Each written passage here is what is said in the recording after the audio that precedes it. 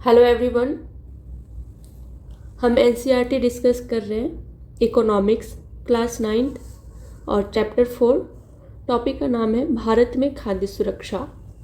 अगर आप UPSC, state PCS या अदर कोई कॉम्पिटिटिव एग्जाम की तैयारी कर रहे हैं तो उसके पॉइंट ऑफ व्यू से ये सेशन आपके लिए बहुत ही ज़्यादा इम्पोर्टेंट होने वाला है। तो चलिए स्टार्ट करते हैं। अवलोकन।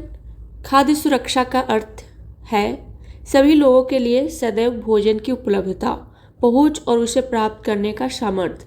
तो यहाँ आई होप कि आपको समझ में आया कि खाद्य सुरक्षा, अगर आपसे कोई पूछे कि खाद्य सुरक्षा क्या है, ठीक है, तो खाद्य सुरक्षा का अर्थ क्या है?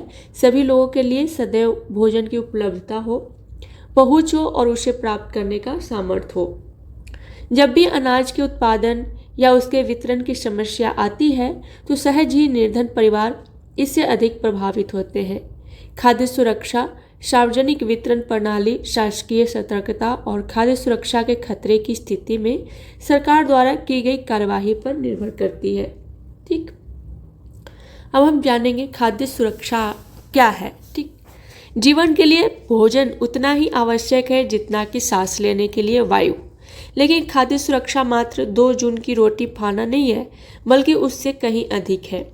खाद्य सुरक्षा के निम्नलिखित आयाम हैं। कौन कौन से आयाम हैं हम उसको जानते हैं। फर्स्ट है कि खाद्य सुरक्षा का तात्पर्य देश में खाद्य उत्पादन, खाद्य आयात और सरकारी अनाज भंडारों में संचित पिछले वर्षों के स्टॉक से है। पहुंच का अर्थ है कि खाद्य प्रत्येक व्यक्ति को मिलता रहे। सामर्थ्य का अर्थ है कि लोगों के पास अपनी भोजन आवश्यकताओं को पूरा करने के लिए पर्याप्त और पौष्टिक भोजन खरीदने के लिए धन उपलब्ध हो। किसी देश में खाद्य सुरक्षा केवल तभी सुनिश्चित होती है जब सभी लोगों के लिए पर्याप्त खाद्य उपलब्ध हो, सभी लोगों के पास स्वीकार्य गुणवत्ता के खाद्य पदार्थ खरीदने की क्षमता हो और खाद्य की उपलब्धता में कोई बाधा नहीं हो। ठीक,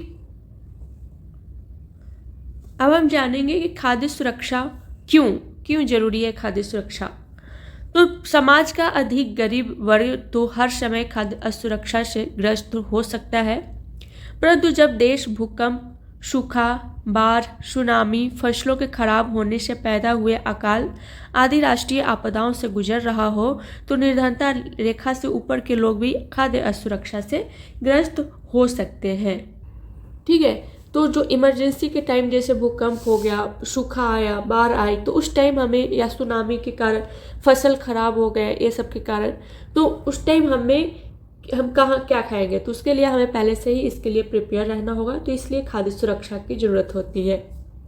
1970 के दशक में खाद्य सुरक्षा का अर्थ था आधारिक खाद्य पदार्थों की सदैव पर्याप्त उपलब्धता। ठीक है, अमर्त्य सेन ने खाद्य सुरक्षा में एक नया आयाम जोड़ा और हकदारियों के आधार पर खाद्य तक पहुंच पर जोर दिया। हकदारियों का तात्पर्य राज्य या सामाजिक रूप से उपलब्ध कराई गई अन्य पूर्तियों के साथ साथ उन वस्तुओं से है जिनका उत्पादन और विनिमय बाजार में किसी व्यक्ति द्वारा किया जा सकता है। तदनुसार खाद्य सुरक्षा के अर्थ में काफी परिवर्तन हुआ है। विश्व खाद्य शिखर सम्मेलन 1995 में यह घोषणा की गई कि व्यक्तिगत, पारिवारिक, क्षेत्रीय, राष्ट्रीय और वैश्विक स्तर पर खाद्य सुरक्षा का अस्तित्व तभी है जब सक्रिय और स्वस्थ जीवन व्यतीत करने के लिए आहार संबंधी जरूरतों, खाद्य पदार्थों को पूरा करने के लिए पर्याप्त, सुरक्षित एवं पौष्टिक खाद्य तक सभी लोगों की भौतिक एवं आर्थिक पहुंच सदैव हो।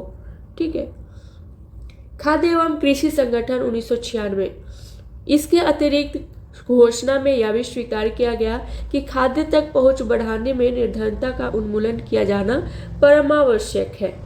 ठीक, अब हम जानेंगे किसी आपदा के समय खाद्य सुरक्षा कैसे प्रभावित होती है। किसी प्राकृतिक आपदा जैसे सूखे के कारण खाद्यान्न की कुल उपज में गिरावट आती है।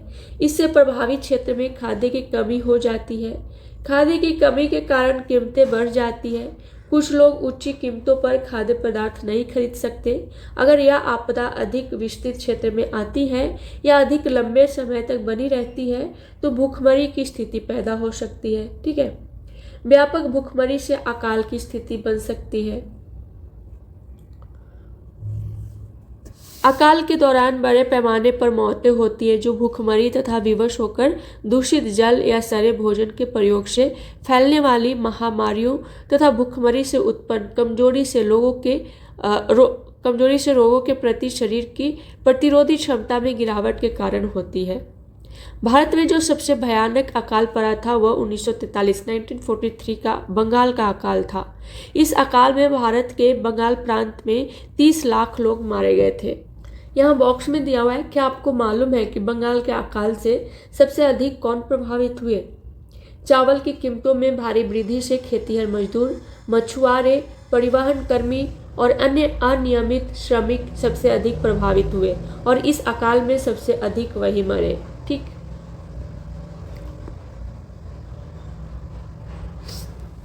यहाँ देखिए राहत केंद्र पर भूखमरी से पीड़ित लोग इस तरीके से। और यहाँ देखिए 1943 के बंगाल के अकाल के दौरान पूर्वी बंगाल के चटगांव जिले में गांव छोड़कर जाता हुआ एक परिवार।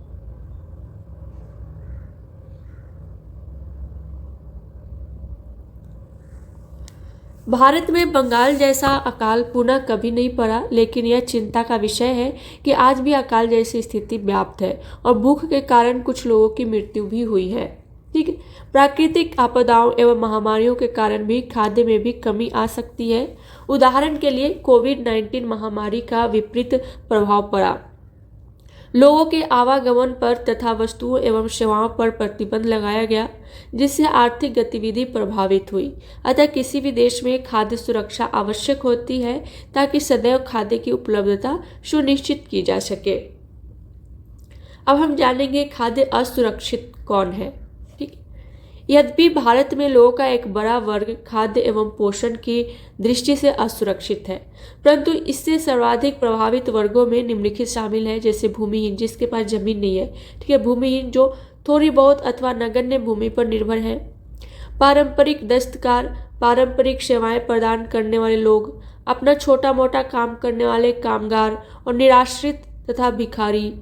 शहरी क्षेत्रों में खाद्य की दृष्टि से असुरक्षित वे परिवार हैं जिनके कामकाजी सदस्य प्रायः कम वेतन वाले व्यवसायों और अनियत श्रम बाजार में काम करते हैं।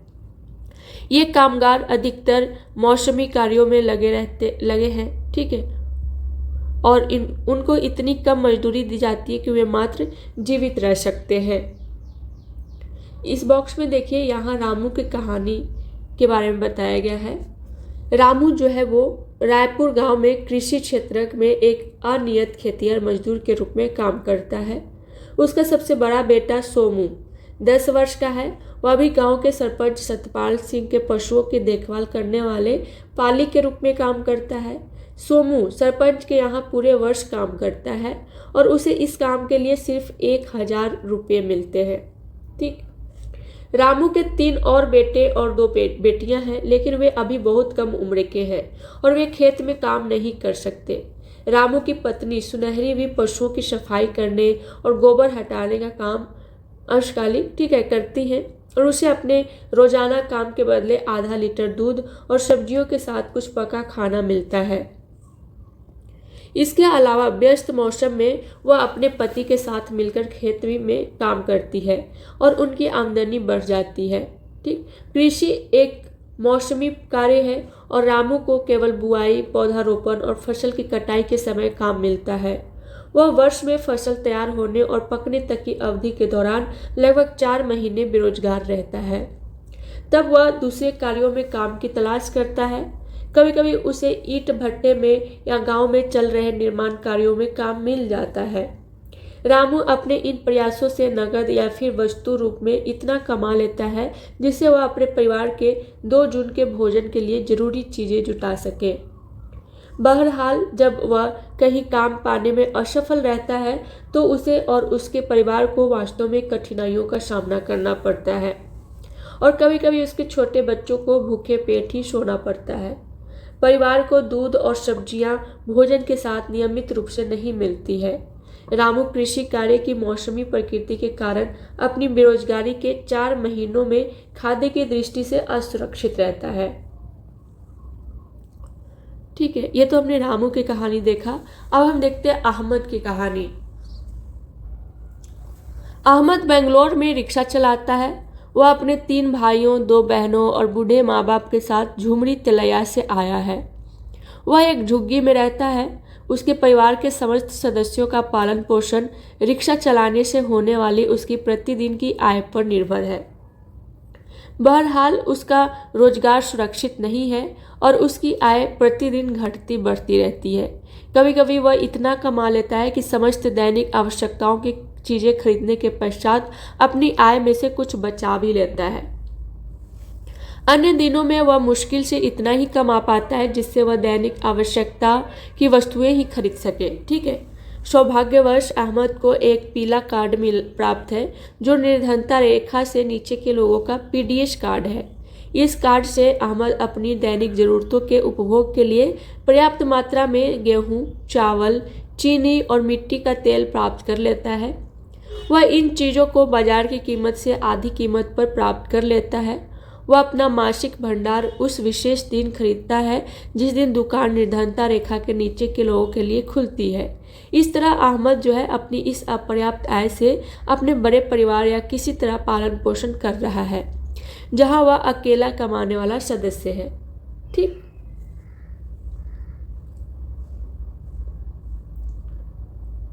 खाद्य पदार्थ खरीदने में असमर्थता के साथ सामाजिक संरचना भी खाद्य की दृष्टि से असुरक्षा में भूमिका निभाती है। अनुसूचित जाति, अनुसूचित जनजाति और अन्य पिछड़ी जातियों के कुछ वर्गों, इनमें से निचली जातियां का या तो भूमि का आधार कमजोर होता है या फिर उनकी भूमि की उत्पादकता बहुत कम होती है। वे खाद्य की दृष्टि से शीघ्र असुरक्षित हो जाते हैं। वे लोग भी खाद्य की दृष्टि से सर्वाधिक असुरक्षित होते हैं जो प्राकृतिक आपदाओं से प्रभावित है और जिन्हें काम की तलाश में दूसरी जगह जाना पड़ता है। कुपोषण से सबसे अधिक महिलाएं प्रभावित होती हैं। यह गंभीर चिंता का विषय है क्योंकि इससे अजन्मे बच्चों को भी कुपोषण का खतरा रहता है। खाद्य असुरक्षा से ग्रस्त आबादी का बड़ा भाग गर्भवती तथा दूध पिला रही महिलाओं तथा 5 वर्ष से कम उम्र के बच्चों का है। देश के कुछ क्षेत्रों जैसे आर्थिक रूप से पिछड़े राज्य जहां गरीबी अधिक है, ठीक है, आदिवासी और सुदूर क्षेत्र, प्राकृतिक आपदाओं से बार बार प्रभावित होने वाले क्षेत्र आदि में खाद्य की दृष्टि से असुरक्षित लोगों की संख्या आनुपातिक रूप से बहुत अधिक है। वास्तव में उत्तर प्रदेश, पूर्वी और दक्षिण पूर्वी हिस्से, बिहार, झारखंड, उड़ीसा, पश्चिम बंगाल, छत्तीसगढ़, मध्य प्रदेश और महाराष्ट्र के कुछ भागों में खाद्य की दृष्टि से असुरक्षित लोगों की सर्वाधिक संख्या है। इस बॉक्स में देखिए बताया गया राष्ट्रीय स्वास्थ्य एवं पारिवारिक सर्वेक्षण 1998 से 99 के अनुसार भारत में ऐसी महिलाओं और बच्चों की संख्या 11 करोड़ के लगभग है। भूखमरी जो है, भूखमरी खाद्य की दृष्टि से असुरक्षा को इंगित करने वाला एक दूसरा पहलू है। भूखमरी गरीबी की एक अभिव्यक्ति मात्र नहीं है, यह गरीबी लाती है और इस तरह खाद्य की दृष्टि से सुरक्षित होने से वर्तमान में भूखमरी समाप्त हो जाती है और भविष्य में भूखमरी का खतरा कम हो जाता है। भूखमरी के दीर्घकालिक और मौसमी आयाम होते हैं। दीर्घकालिक भूखमरी मात्रा एवं या गुणवत्ता के आधार पर अपर्याप्त आहार ग्रहण करने के कारण होती है। गरीब लोग अपनी अत्यंत निम्न आय और जीवित रहने के लिए खाद्य पदार्थ खरीदने में अक्षमता के कारण दीर्घकालिक भूखमरी से ग्रस्त होते हैं। ठीक है। मौसमी भूखमरी फसल उपजाने और काटने के चक्र से संबंधित है। यह ग्रामीण क्षेत्रों की कृषि क्रियाओं की मौसमी प्रकृति के कारण तथा नगरीय क्षेत्रों में अनियमित श्रम के कारण होती है। जैसे बरसात के मौसम में अनियत निर्माण श्रमिक को कम काम रहता है। इस तरह की भूखमरी तब होती है जब कोई व्यक्ति पूरे वर्ष काम पाने में अक्षम रहता है। ठीक। यहाँ तालिका में दिखाया गया है कि भारत में मौसमी और साथ ही दीर्घकालिक भूखमरी के प्रतिशत में गिरावट आई है। आप देखिए कि भूखमरी में गिरावट आई है, वो 1983 से लेकर 2000 तक में गिरावट आई है भूखमरी में। ठीक। स्वतंत्रता के बाद खाद्यान्नों में आत्मनिर्भरता होना भारत का लक्ष्य रहा है। स्वतंत्रता के पश्चात भारतीय नीति निर्माताओं ने खाद्यान्नों में आत्मनिर्भरता प्राप्त करने के सभी उपाय किए।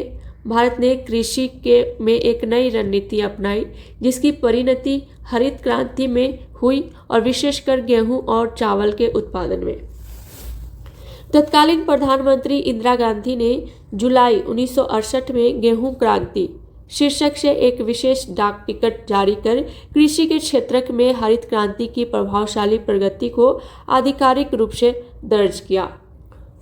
गेहूं की सफलता के बाद चावल के क्षेत्र में इस सफलता की पुनरावृत्ति हुई।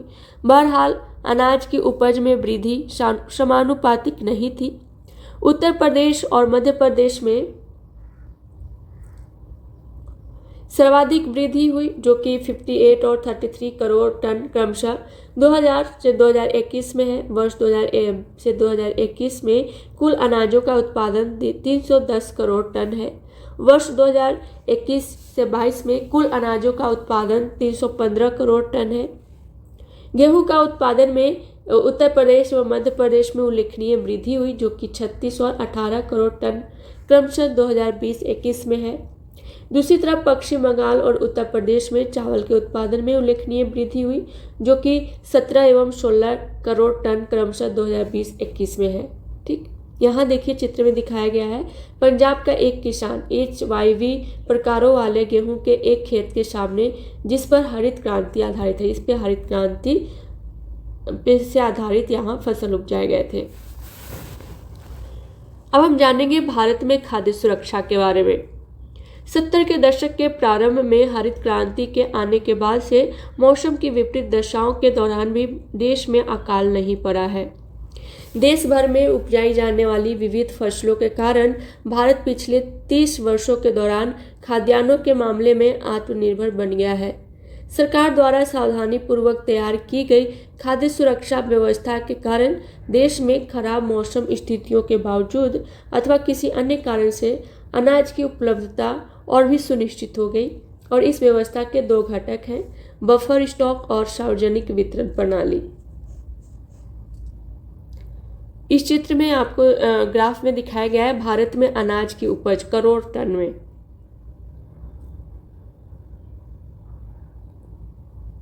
अब हम जानेंगे बफर स्टॉक क्या है। ठीक, बफर स्टॉक भारतीय खाद्य निगम के माध्यम से सरकार द्वारा अधिप्राप्त अनाज गेहूं और चावल का भंडार है। भारतीय खाद्य निगम अधिशेष उत्पादन वाले राज्यों में किसानों से गेहूं और चावल खरीदता है। किसानों को उनकी फसल के लिए पहले से घोषित कीमतें दी जाती हैं और इस मूल्य को न्यूनतम समर्थित कीमत कहा जाता है। इन फसलों के उत्पादन को प्रोत्साहन देने के उद्देश्य से बुआई के मौसम से पहले सरकार न्यूनतम समर्थित कीमत की घोषणा करती है। खरीदे हुए अनाज खाद्य भंडारों में रखे जाते हैं। क्या आप जानते हैं कि सरकार बफर स्टॉक क्यों बनाती है? ऐसा कमी वाले क्षेत्रों में और समाज के गरीब वर्गों में बाजार कीमत से कम कीमत पर अनाज के वितरण के लिए किया जाता है और इस कीमत को निर्गम कीमत भी कहते हैं। यह खराब मौसम में या फिर आपदा काल में अनाज की कमी की समस्या हल करने में भी मदद करता है। अब हम जानेंगे सार्वजनिक वितरण प्रणाली के बारे में। क्या है ये? ठीक, भारतीय खाद्य निगम द्वारा अधिप्राप्त अनाज को सरकार विनियमित राशन दुकानों के माध्यम से समाज के गरीब वर्गों में वितरित करती है। इसे सार्वजनिक वितरण प्रणाली PDS कहते हैं। अब अधिकांश क्षेत्रों, गांवों, कस्बों और शहरों में राशन की दुकानें हैं। देश भर में लगभग 5.5 लाख राशन की दुकानें हैं। राशन की दुकानों में, जिन्हें उचित दर वाली दुकानें कहा जाता है, चीनी, खाद्यान्न और खाना पकाने के लिए मिट्टी के तेल का भंडार होता है। ये सब बाजार कीमत से कम कीमत पर लोगों को बेचा जाता है।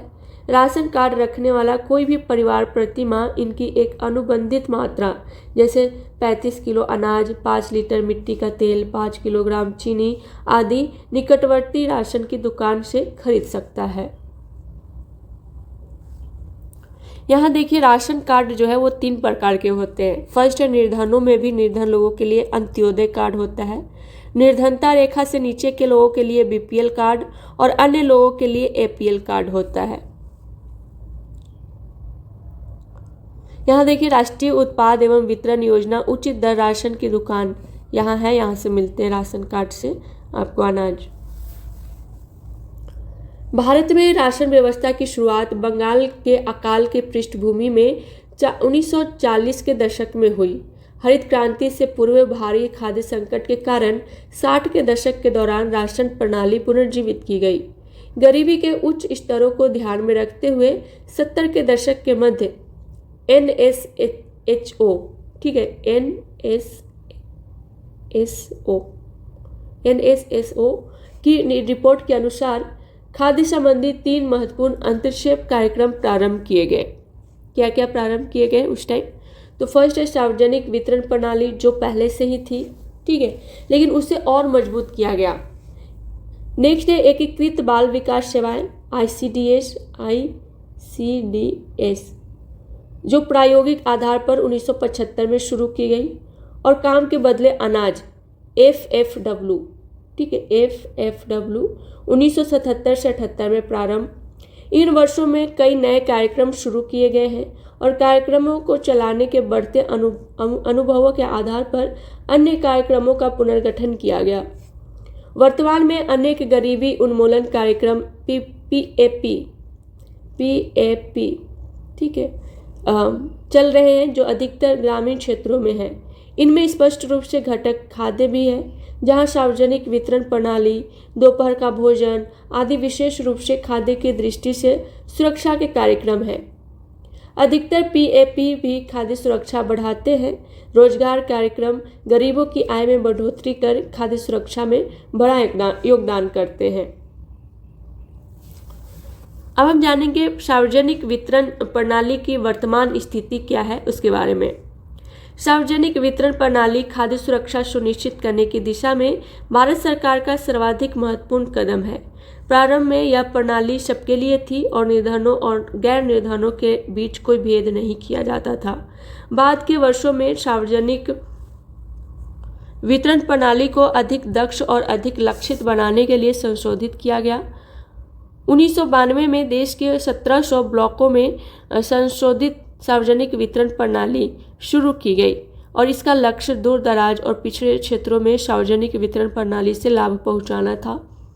जून 1997 से सभी क्षेत्रों में गरीबों को लक्षित करने के सिद्धांत को अपनाने के लिए लक्षित सार्वजनिक वितरण प्रणाली TPDS प्रारंभ की गई और यह पहला मौका था जब निर्धनों और गैर निर्धनों के लिए विभेदक कीमत नीति अपनाई गई। इसके अलावा 2000 में 2 विशेष योजनाएं, अंत्योदय अन्न योजना और अन्नपूर्णा योजना प्रारंभ की गई। ये योजनाएं क्रमशः गरीबों में भी सर्वाधिक गरीब और दीन वरिष्ठ नागरिक समूहों पर लक्षित है।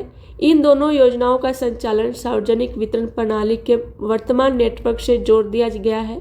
सार्वजनिक वितरण प्रणाली की कुछ महत्वपूर्ण विशेषताओं का सारांश 4.3 में इसमें दिया गया है, ठीक है। सार्वजनिक वितरण प्रणाली अभी में राष्ट्रीय सुरक्षा अधिनियम 2013 के अकॉर्डिंग योग्य परिवार लक्षित है और इस तरीके से आप देख सकते हैं, ठीक है। कीमत क्या है? निर्गम कीमत, ठीक है, यहाँ दिखाया गया है। सार्वजनिक वितरण प्रणाली, संशोधित सार्वजनिक वितरण प्रणाली, लक्षित सार्वजनिक वितरण प्रणाली, अंत्योदय अन्न योजना, अन्नपूर्णा योजना और राष्ट्रीय खाद्य सुरक्षा अधिनियम, इसके माध्यम से। और ये कब आरंभ किया गया और लक्षित समूह क्या है? इस सार्वजनिक वितरण प्रणाली में सर्वजनीन है, ठीक है। और संशोधित सार्वजनिक वितरण प्रणाली में पिछड़े ब्लॉक वाले हैं। लक्षित सार्वजनिक वितरण प्रणाली में निर्धन और गैर निर्धन BPL और APL है। अंत्योदय अन्न योजना 2002 में स्टार्ट किया गया और निर्धनों में सबसे निर्धन को ये मुहैया कराया जाता है, ठीक है।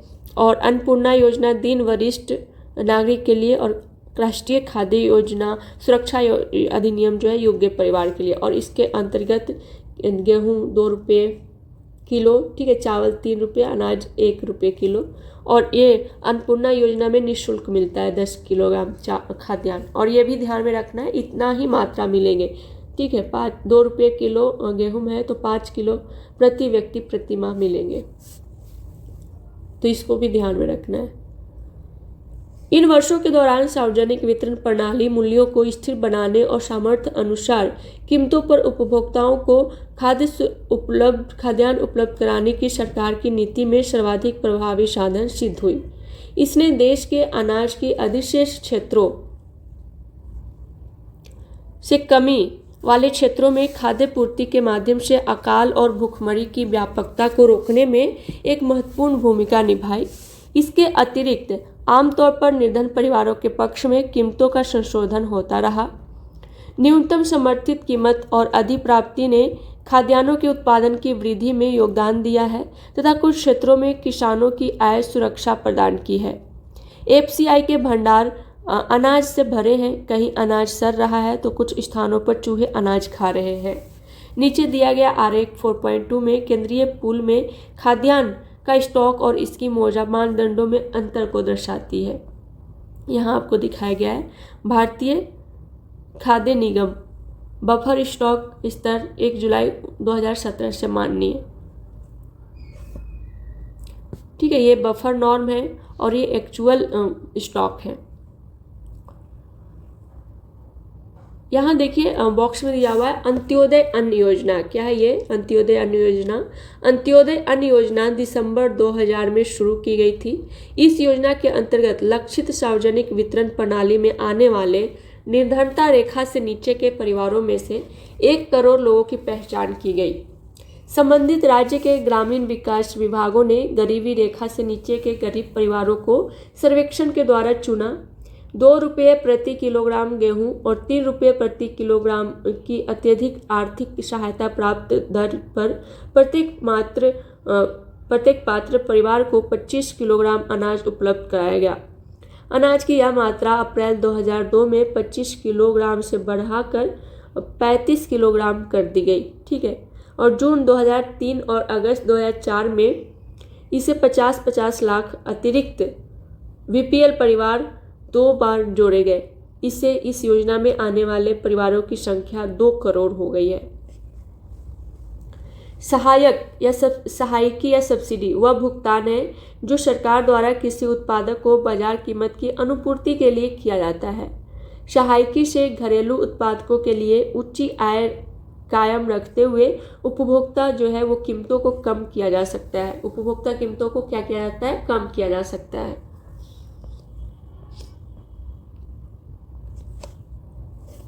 वर्ष 2022 में केंद्रीय पूल के पास 159 लाख मिलियन टन गेहूं और 104 लाख मिलियन टन चावल का भंडार था, जो न्यूनतम बफर प्रतिमान से बहुत अधिक था। फिर भी यह बफर स्टॉक प्रतिमानों से लगातार ऊंचा बना रहा। सरकार द्वारा शुरू की गई विभिन्न योजनाओं के अधीन खाद्यान्नों के वितरण के द्वारा स्थिति में सुधार हुआ। अनाज वितरण से हालात सुधरे और इस बात पर आम सहमति है कि बफर स्टॉक का उच्च स्तर बेहद अवांछनीय है और यह बर्बादी भी है। विशाल खाद्य स्टॉक का भंडारण बर्बादी और अनाज की गुणवत्ता में ह्रास के अतिरिक्त उच्च रखरखाव लागत के लिए भी जिम्मेदार है। न्यूनतम समर्थित कीमत को कुछ वर्ष के लिए स्थिर रखने पर गंभीरता से विचार करना चाहिए। वर्धित न्यूनतम समर्थित कीमत पर अनाज की अधिक खरीदारी प्रमुख अनाज उत्पादक राज्यों जैसे पंजाब, हरियाणा और आंध्र प्रदेश की ओर से डाले गए दबावों का नतीजा है। इसके अलावा चूंकि खरीदारी कुछ समृद्ध क्षेत्रों पंजाब, हरियाणा, पश्चिमी उत्तर प्रदेश, आंध्र प्रदेश और कुछ सीमा तक पश्चिम बंगाल में मुख्यतः 2 फसलों गेहूं और चावल तक सीमित है। न्यूनतम समर्थित कीमत में वृद्धि ने विशेषतया खाद्यान्नों के अधिशेष वाले राज्यों के किसानों को अपनी भूमि पर मोटे अनाजों की खेती समाप्त कर खाद्य और गेहूं उपजाने के लिए प्रेरित किया है। ठीक है, जबकि मोटे अनाज गरीबों का प्रमुख भोजन है। धान की खेती के लिए सघन सिंचाई से पर्यावरण और जल स्तर में गिरावट भी आई है, जिससे इन राज्यों में कृषिगत विकास को बनाए रखने में खतरा पैदा हो गया है। यहाँ देखिए बॉक्स में दिया हुआ है न्यूनतम समर्थित कीमतों के बढ़ने से सरकार की खाद्यान्नों की वसूली अनुरक्षण लागत बढ़ गई है। एफसीआई की बढ़ती परिवहन और भंडारण लागत ने इसे और बढ़ा दिया है। एनएसएसओ नंबर 558 की रिपोर्ट के अनुसार ग्रामीण भारत में प्रति व्यक्ति चावल की खपत 6.38 किलोग्राम वर्ष 2004-05 से घटकर 5.98 किलोग्राम वर्ष 2011-12 में हो गया। यहाँ देखिए बॉक्स में दिखाया गया है भंडारों में खाद्यान्न ले जाते हुए किसान। नगरीय भारत में प्रति व्यक्ति प्रति माह चावल की खपत 4.71 किलोग्राम से घटकर 4.49 किलोग्राम, ठीक है, और 2011-12 में हो गया। प्रति व्यक्ति पीडीएस चावल की खपत 2004-05 में से 2011-12 तक ग्रामीण भारत में दुगुनी हुई है और नगरीय भारत में 66% बढ़ी है। पीडीएस गेहूं के प्रति माह प्रति व्यक्ति खपत 2004-05 से ग्रामीण एवं नगरीय भारत में दोगुना हो गई है। पीडीएस डीलर अधिक लाभ कमाने के लिए अनाज को खुले बाजार में बेचना, राशन दुकानों में घटिया अनाज बेचना, दुकान कभी कभार खोलना जैसे उपचार करते हैं। राशन दुकानों में घटिया किस्म के अनाज का पड़ा रहना आम बात है जो बिक नहीं पाता। यह एक बड़ी समस्या साबित हो रही है। जब राशन की दुकानें इन अनाजों को बेच नहीं पाती तो एफसीआई के गोदामों में अनाज का विशाल स्टॉक जमा हो जाता है। हाल के वर्षों में एक और कारण से सार्वजनिक वितरण प्रणाली में गिरावट आई है। पहले प्रत्येक परिवार के पास निर्धन या गैर निर्धन राशन कार्ड था, जिसमें चावल, गेहूं, चीनी आदि वस्तुओं का एक निश्चित कोटा होता था और ये प्रत्येक परिवार को एक समान निम्न कीमत पर बेचे जाते थे। आज आप जो 3 प्रकार के कार्ड और कीमतों की श्रृंखला देखते हैं, पहले यह नहीं थी। बड़ी संख्या में परिवार जो है वो राशन की दुकानों से अनाज खरीद सकते थे। हाँ, उनका कोटा निश्चित था। इनमें निम्न आय वर्ग के परिवार शामिल थे, जिनकी आय निर्धनता रेखा से नीचे के परिवार की आय से थोड़ी ही अधिक थी। अब 3 भिन्न कीमतों वाले टीपीडीएस की व्यवस्था में निर्धनता रेखा से ऊपर वाले किसी भी परिवार को राशन दुकान पर बहुत कम छूट मिलती है। एपीएल परिवारों के लिए कीमतें लगभग उतनी ही ऊंची है जितनी खुले बाजार में। इसलिए राशन की दुकान से इन चीज़ों की खरीदारी के लिए उनको बहुत कम प्रोत्साहन प्राप्त है। नेक्स्ट है सहकारी समितियों की खाद्य सुरक्षा में भूमिका क्या है, उसके बारे में जानेंगे। भारत में विशेषकर देश के दक्षिणी और पश्चिमी भागों में सहकारी समितियां भी खाद्य सुरक्षा में एक महत्वपूर्ण भूमिका निभा रही है। सहकारी समितियां निर्धन लोगों को खाद्यान्न की बिक्री के लिए कम कीमत वाली दुकानें खोलती हैं। उदाहरणार्थ तमिलनाडु में जितनी राशन की दुकानें हैं उनमें से करीब 94% जो है वो सहकारी समितियों के माध्यम से चलाई जा रही है। दिल्ली में मदर डेयरी उपभोक्ताओं को दिल्ली सरकार द्वारा निर्धारित नियंत्रित दरों पर दूध और सब्जियां उपलब्ध कराने में तेजी से प्रगति कर रही है। गुजरात में दूध और दुग्ध उत्पादों में अमूल एक और सफल सहकारी समिति का उदाहरण है। इसने देश में श्वेत क्रांति ला दी है। देश के विभिन्न भागों में कार्यरत सहकारी समितियों के और अनेक उदाहरण हैं जिन्होंने समाज के विभिन्न वर्गों के लिए खाद्य सुरक्षा सुनिश्चित कराई है। इसी तरह महाराष्ट्र में academy of development science ADS ने विभिन्न क्षेत्रों में अनाज बैंकों की स्थापना के लिए गैर सरकारी संगठनों के नेटवर्क में सहायता की है। एडीएस गैर सरकारी संगठनों के लिए खाद्य सुरक्षा के विषय में प्रशिक्षण और क्षमता निर्माण कार्यक्रम संचालित करती है। अनाज बैंक जो है अब धीरे धीरे महाराष्ट्र के विभिन्न भागों में खुलते जा रहे हैं। अनाज बैंकों की स्थापना गैर सरकारी संगठनों के माध्यम से उन्हें फैलाने और खाद्य सुरक्षा पर सरकार की नीति को प्रभावित करने में एडीएस की कोशिश रंग ला रही है। एडीएस अनाज बैंक कार्यक्रम को एक सफल और एक नए प्रकार के खाद्य सुरक्षा कार्यक्रम के रूप में स्वीकृति मिली है। ठीक है, तो ये चैप्टर यहाँ कंप्लीट होता है।